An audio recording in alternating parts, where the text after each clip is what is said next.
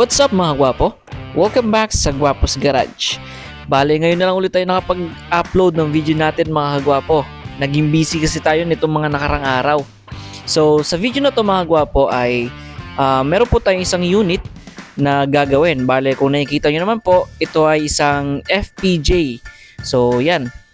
So dito sa unang part ng video natin mga gwapo ay ililibot ko muna po or ipapakita ko muna po sa inyo ang itsura ng FPJ natin. So itong unit nga po pala ito mga gwapo, medyo malayo-layo pa yung pinanggalingan nito.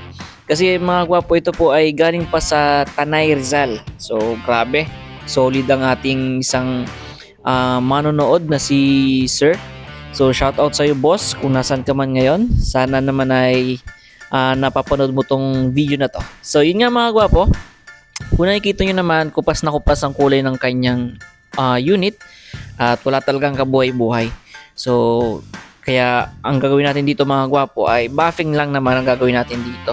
So yan, iniikot ko muna sa inyo, then umpisa na rin natin banatan yan. Habang iniikutan natin yung unit ni boss mga kagwapo, grabe talaga. So lahat ng accessories niya may tatak na jewels. So alam ko naman na alam niyo yun mga kagwapo, pagka mga ganitong unit na FPJ, ang basihan natin dyan lagi yung may mga tatak, lalo na yung jewels. So tingnan nyo naman yan, no? Kahit yung bisagra, yan, no? Jewels. Kaya naman talagang napapahanga ako ng ganitong unit mga kagwapo. So marami na rin naman kaming nagawang ganitong unit mga kagwapo, mga straight jewels din. Pero matagal-tagal na rin yon simula nung nag-buffing kami ng ganitong unit na talagang halos lahat ng parts, o siguro nga lahat ng parts nito mga gwapo, original jewels siya. Kaya yun, grabe talaga, solid yung mga pyesa niya. Talagang alam mo yun, yung pagkakagawa ay talagang pinaglaanan ng maraming oras. Ultimo itong windshield niyan mga gwapo. So yan, kaya napapahanga ako sa mga original Malabon na FPJ. So isa to sa ating dream unit mga gwapo. So sana pala rin na magkaroon din tayo ng ganitong unit. Ito nga palang unit ni Sir, mga kagwapo, ito po ay C240 engine. So medyo malaki na siya kung tutuusin, kasi ang FPJ po hindi naman ganoon kalakihan yung kaha, pero ayan, tingnan nyo, naka-diesel, kaya talagang lipad na lipad ang kaha nito pagka nananakbo. So yun nga po, by the way mga gwapo, gusto ko lang sabihin, pero alam ko naman, alam nyo na rin sa mga FPJ lovers dyan na nanonood, alam po natin na pagka magbabuffing po tayo mga gwapo, baliktad po ang pagkakabuffing po neto. So anong ibig sabihin po nung pabaliktad? So mga gwapo, pagka FPJ po ang ibabuffing natin, yung mahihirap po yung kinikintab, tulad na lamang po nito pinapakita ko sa inyo sa engine bay. So yan po yung kikintabin natin at yung ibang parts pa. So huwag na natin patagalin yan mga gwapo, umpisa na natin ang bakbakan. Let's go!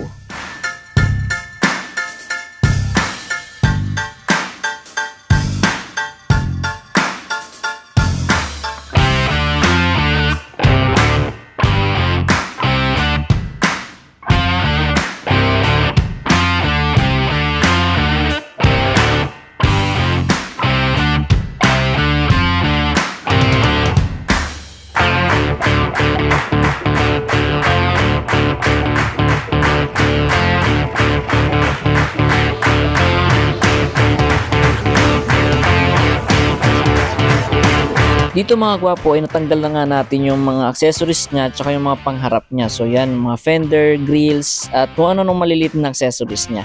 By the way mga gwapo, gusto ko lang kayong bigyan ng ideya na yung pagbabuffing po ng ganitong FPJ ay talagang umaabot ng sobrang tagal na panahon.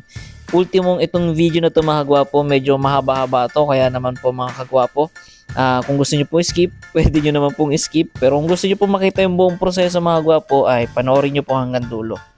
At yun nga mga gwapo, ay nagbabaklas na tayo dito ng likod na part naman. So tara!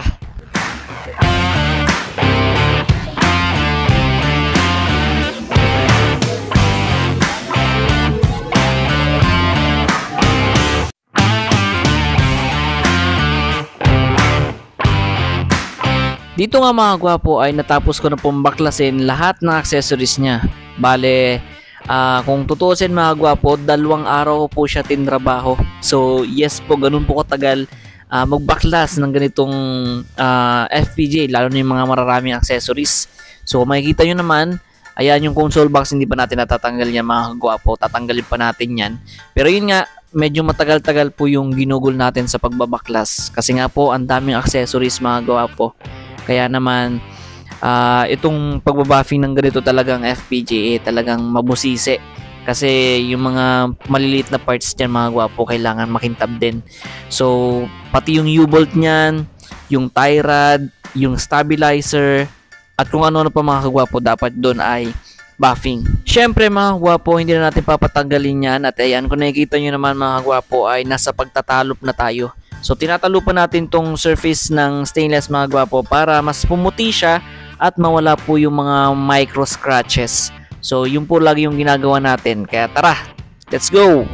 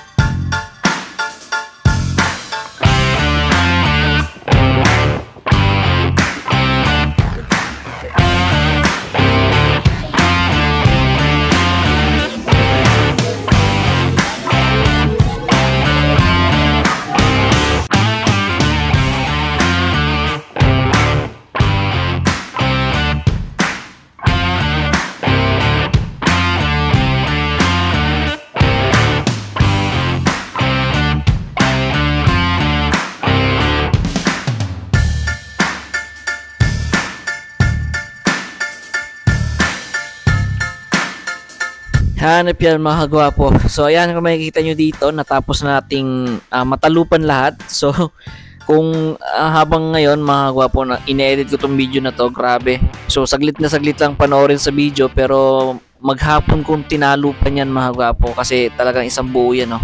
So tapos na tayo magtalop sa flooring, sa sidings, at sa hood, yung mga pangharap mga gwapo yan sa hood, tsaka sa windshield. So ang hindi pa natin natatalupan dyan ay yung dashboard, yung mga ibang accessories niya tulad ng fender at ng grills. So yan. Yun nga mga gwapo, kakatapos lang natin magtalop ng flooring pero i-overtime natin to para makabawas-bawas tayo ng gawain. So hapon na, ang oras ay time check natin 5:30 and naganda ng sunset. Wait lang, tingnan natin yung sunset. Ayaw mag ganun. Basta maganda yung sunset guys. Hindi ko mapakita sa inyo. So yun nga, hindi kasi magano yung phone ko. So yun nga, ang update dito sa ating binamapping na out na FPGA. Kung nakikita nyo naman, nabanat pa rin tayo. So itong dashboard, babapingin natin or tatalupan natin ngayon. Overtime tayo para matapos-tapos or makabawas-bawas ang gawain. Tapos bukas naman ang dadalihin natin ay itong mga to, mga kagwapo. Ayan, yung fender, yung grills, at yung iba't ibang, ayan, tulad nitong upuan. Ayan, upuan. Ano pa, ayan, yung mga yan. Ayan, yung mga accessories ng owner. Ayan, pati yung tailgate. So yun ang gagawin natin. So coffee break muna tayo, tapos mamaya banat ulit tayo guys. Peace out. Kinabukasan mga gwapo ito. So ngayong araw naman ang gagawin natin dito ay hairline finish. So maghapon tayo maglilihan nito mga gwapo kasi medyo marami-rami ito.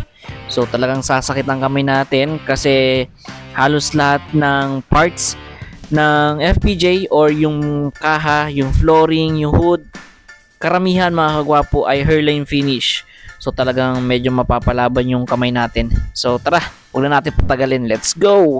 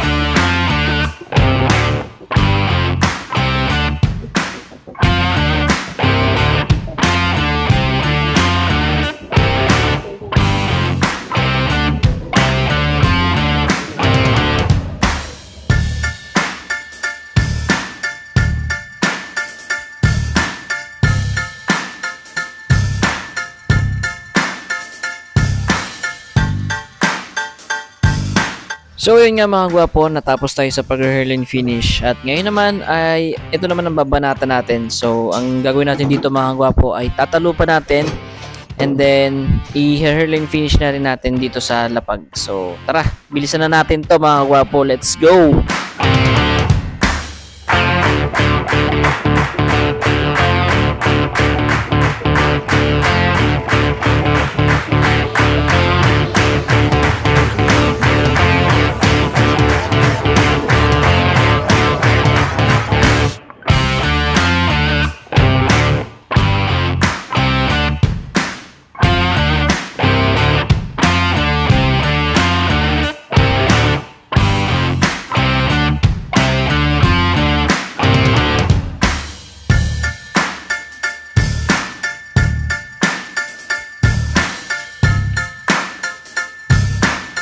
So yun guys, ngayon ay kakatapos lang natin maglihan itong sa windshield. Nagliliha tayo dun ngayon. So shout out sa aking kapatid. Yan. Bali SK yan dito guys. Yan. Oy.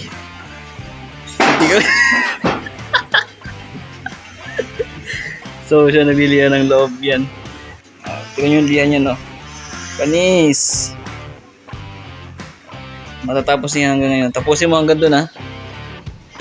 Palibot yan. Kailangan mo tapusin yan. So yun guys, unti-unti lang naganda. Tingnan natin sa back view. Kailangan natin ng tulong dito para mas mabilis eh. Ayan. Ang itsura niya guys pagka nalilihan na. Yun yung wala pa. Ayan. Tapos ito yung meron na. Yung nalihan na. Madumi pa kasi hindi pa nababanlawan. Oh, linis na yan guys. Bale ito kintab to. Yung mga ganyan kintab yan. Pati ito kintab. So yan. Shout out kay Mark Francis. So yan guys, ito ginagawa natin yan. Yung cowling niya. Yan. Nililiyan natin. So update ko na ulit kayo mamaya. Yun lang. Okay. After nga natin mag hairline dyan mga gwapo, diretso banat na rin tayo sa pag mirror finish. So ito, at nagsisimula na tayo sa pagbabuffing ng bandang unahan niya. So yan mga gwapo. So sa pag-mirror finish mga gwapo, lagi ko naman po sinasabi sa inyo yun kung paano yung proseso. Kaya naman hindi ko naman po na siya ituturo sa inyo in detail. So panoorin nyo na lang kung paano ko po unti-unting papakintabin o ibabalik sa buhay yung stainless ng owner type jeep na to mga gwapo. Kaya tara, let's go!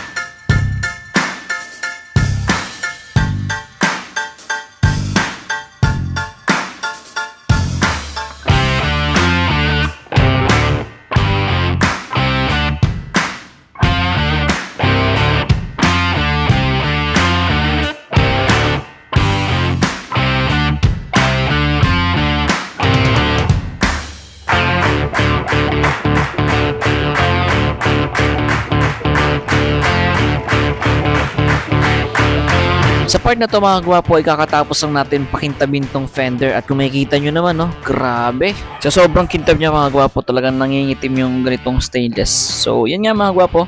Bale ang isusunod naman po natin dito ay yung ilalim na part ng stainless. Ayun no, kitang kita pa nananalamin. Pero hindi ko na ipapakita yung buong proseso nito mga gwapo kasi ganun lang din naman yan. So, lipat na agad tayo sa ibang parts naman mga gwapo. After natin mabuffing yung ilalim na part mga gwapo yan. So, ito yung finished product nyo. Talagang nangingitim din sa kintab at pwede tayong manalamin dyan mga gwapo pagka nasilip tayo sa ilalim. So, yan guys, lipat naman tayo dito sa hood.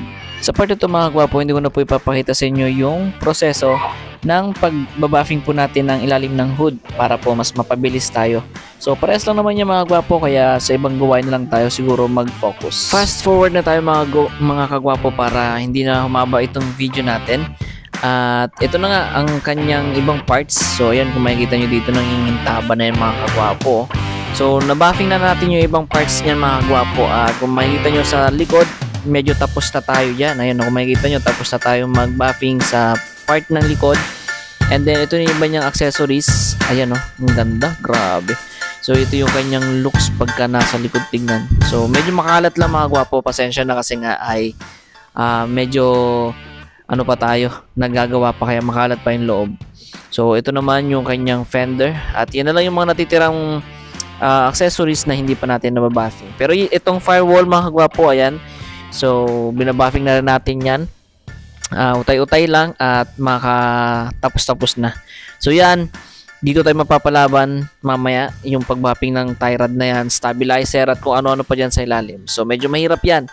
Kaya panghuli na lang natin yung mga gwapo. So, dito muna tayo sa huling part or sa likurang bahagi ng owner na ito mga gwapo, yung ilalim. So, talupan na natin. Let's go!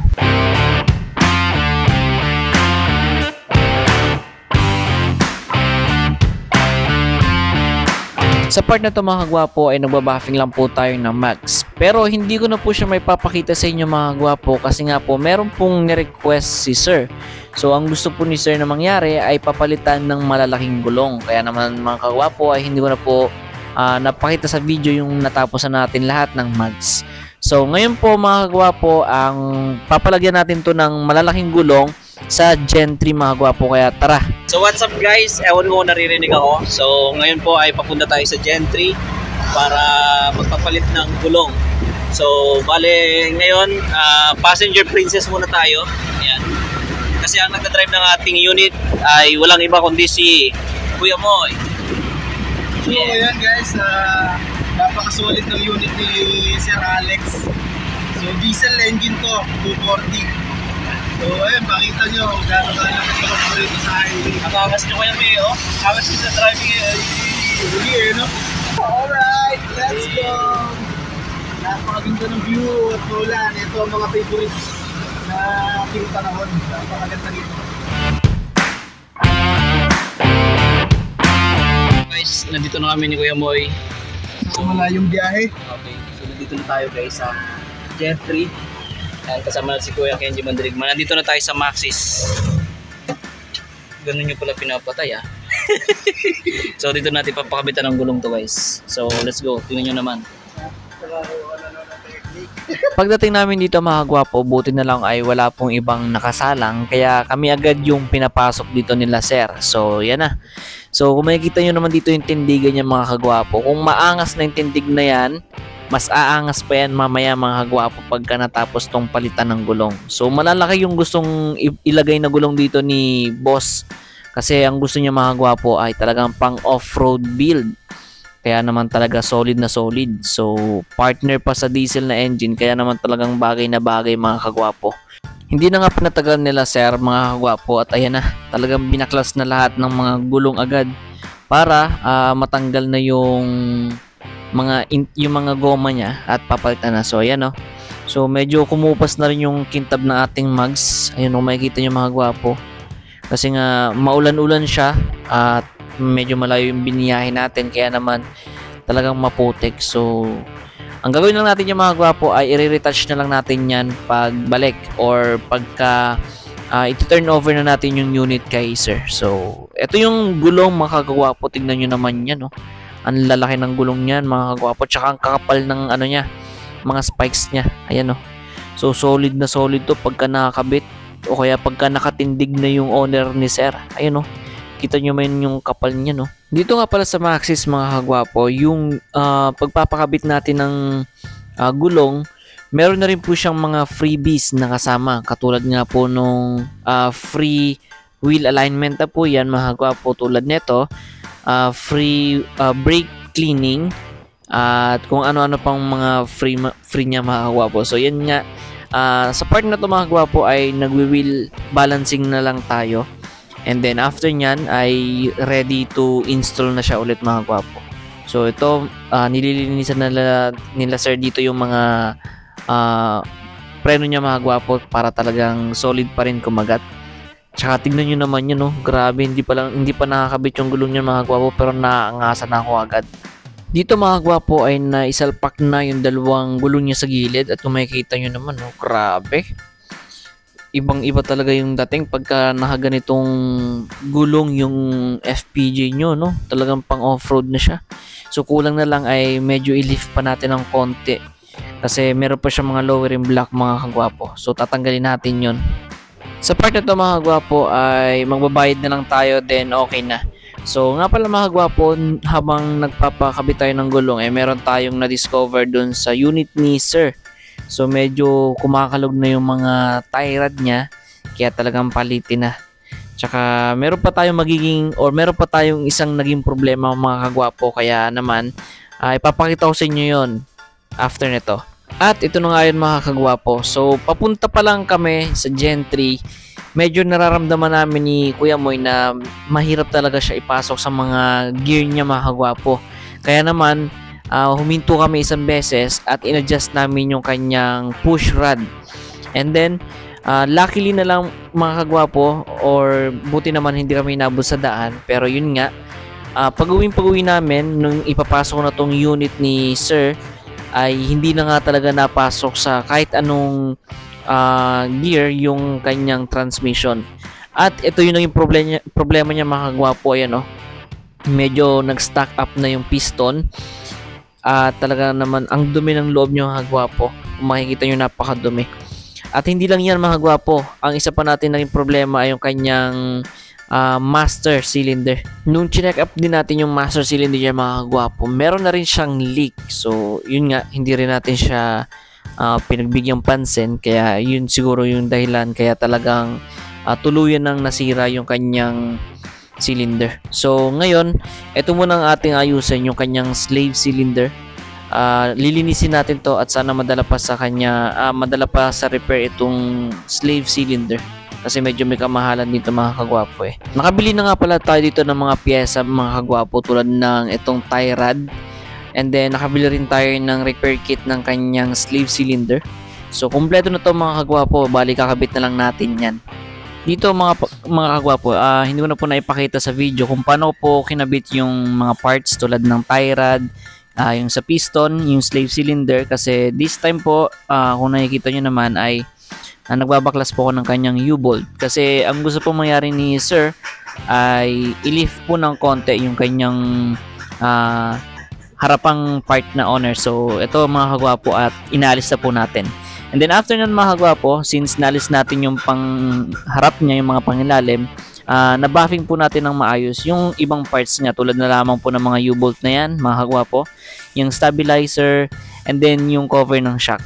Ayan, makikita nyo mga kagwapo, talagang mas makintab siya kasi natanggal natin siya at mas na-buffing natin siya ng maayos. Pati itong tie rod na yung mga kagwapo, makikita nyo naman So nagpalit din pala tayo dito ng center bolt. And itong mga to, hindi pa natin to napapadaanan ng buffing, pero mabilis na yan. And ito nga pala yung lowering block na inalis natin mga kagwapo. Sa part na to mga kagwapo ay halos matapos-tapos na po tayo sa lahat ng gawain.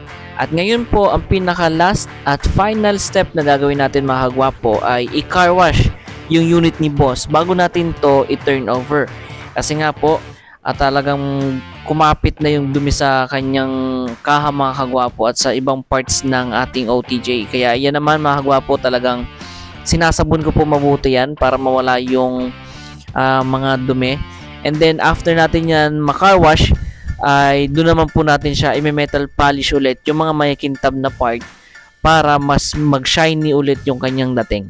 So yan yung kanyang tindigan mga kagwapo. Grabe, napakaangas talaga, napakagwapo ng unit ni Sir. Pag-uwi nga natin dito mga gwapo ay dito na po natin siya dinouble check lahat ng ginawa natin para po masigurado na wala po tayong nakaligtaan. So sinimulan po natin dito sa kanyang battery, lagay ng battery. So dati po kasi ay natama po itong lagay ng battery niya dun sa booster. Kasi nagpalit, yung dating may-ari daw po nitong owner ay nagpalit ng booster kaya natama. So ang gusto ni Sir ay ipinabante niya yung bracket. Pero itong voltage regulator at busina, hindi po nakalagay ng maayos kaya natama dun yung battery. Bali 3SM to mga gwapo, pero gusto kong gawin ni Sir ay gawing 6SM. Kaya yan, na-adjust na natin. And then ang naging freebies ay ito mga kagwapo, yung sa radiator. At saka itong type ng makina ay binafing na lang din natin mga gwapo para dagdag angas din sa engine bay, diba? So ito na yung bago nating clutch lining. Ayan, no? Kung nakita nyo naman, bago yung mga copper tube natin dyan, bago rin yung kanyang master cylinder. Tapos itong sa battery mga gwapo, yung bracket ng battery, ayan, no? So hindi ko pa ito nabubuli. So I mean, hindi ko pa nababuffing. Pero mamaya nyan mga gwapo ay ibabuff ko na rin yan. So nakaganto siya mga gwapo. Then sabi ko rin kay sir ay lalagyan niya lang to ng foam or kahit anong pangharang para hindi masugatan yung battery. So pag nagtagal po kasi tas walang sapin yan, masusugatan lang yung battery niya. Then naglagay rin pala tayo dito ng panibagong engine stop niya mga kagwapo. Ayan makikita nyo. Kasi before, nung unang dala nito dito mga kagwapo, hindi siya namamatay kasi parang sira na yung dun sa may throttle body niya. Sa throttle body. So ito naman ay nakalagay na sa ibang part ng owner niya, kaya mabilis na po siyang patayin. So after nun mga kagwapo, pagdating naman sa body, ayan, wala naman tayo ng problema dyan kasi all goods na. Balik kintab na ulit yung unit ni sir. Bali mga kagwapo, si sir pala na may-ari ng unit na to ay nasa ibang bansa. Kaya po ang kukuha ng unit na to bukas mga kagwapo ay yung pinagkakatiwalaan po ni sir. So shout out kay Sir Basilan. Ito po yung kumuha ng unit natin dito mga kagwapo. So yun nga, hindi natin siya na montage mga kagwapo, pero ipapakita ko sa inyo yung forma at tikas ng owner na to nung nailabas na. So kung makikita nyo naman dito mga kagwapo, grabe. So dito na lang tatapusin tong video na to mga kagwapo. Maraming salamat po ulit sa panonood at paki-like, share and subscribe po ng aming channel kung nagustuhan nyo po ito mga kagwapo. At para maging updated din po kayo sa susunod po nating video. Yun lamang po mga kagwapo. Maraming salamat.